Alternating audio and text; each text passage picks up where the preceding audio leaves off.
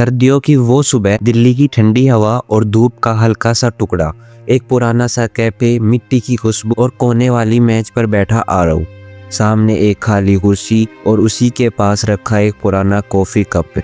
हर दिन की तरह आज भी वो आधा भरा हुआ था। वेटर मुस्कुराते हुए बोला, सर आप रोज आते हैं पर उस कप में कभी घूंट नहीं लेते।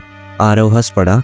कप मायरा का था। 4 साल पहले इसी कैफे में पहली बार मिले थे दोनों। मायरा बोलती बहुत थी, आरव सुनता बहुत था। वो कहती, जब कोई चुप रहता है तो या तो वो बहुत कुछ सोच रहा होता है या बहुत कुछ महसूस कर रहा होता है। आरव ने सिर हिलाया और बस वहीं से कहानी शुरू हो गई। हर शाम दोनों उसी मैच पर बैठते, 2 कॉफी कप और 1000 बातें, कॉलेज की कहानियाँ, फ्यूचर के सपने और कुछ अधूरी हंसी। आरव को लगता यही तो जिंदगी है। फिर एक दिन मायरा ने कहा, अगर मैं कल ना आऊँ तो? आरव मुस्कुराया, तो मैं तुम्हारे लिए कॉफ़ी बचा कर रखूँगा। दोनों हंसे जैसे कोई मजाक हो। पर अगले दिन मायरा नहीं आई, ना आगे और ना उसके बाद। फ़ोन बंद, मैसेज डिलीवर नहीं। उसकी दुनिया जैसे पोच पर आ गई। आरव रोज आता, 2 कॉफ़ी मांगता, एक खुद के लिए, एक उसके लिए।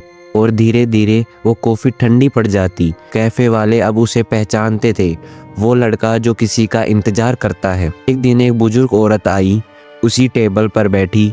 वो मायरा की माँ थी। उसने धीरे से कहा, तुम ही आरव हो ना? मायरा की आखिरी दिनों में तुम्हारी बहुत जिक्र करती थी। आरव सन्न रह गया। उसने पूछा, क्या वो? आंसू रोकते हुए वो बोली, कैंसर था उसे, लेकिन उसने कहा था आरव को मत बताना, वो मुझे याद रखे, बस इतना ही काफ़ी है।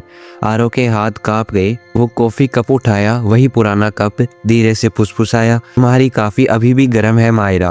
और उस दिन पहली बार उसने उस कप का आखिरी घूंट पिया। फिर वो उठा, बिल्कुल चुप, और बाहर निकलते हुए वेटर से बोला, वो कप वहीं रहने देना, शायद किसी दिन वो लौट आए। कैफे की खिड़की से बाहर धूप झांक रही थी और उसी कॉफी कप में भाप अभी भी उठ रही थी, जैसे किसी का वादा अभी भी अधूरा है। कुछ लोग चले जाते हैं लेकिन उनकी कॉफी कभी ठंडी नहीं होती।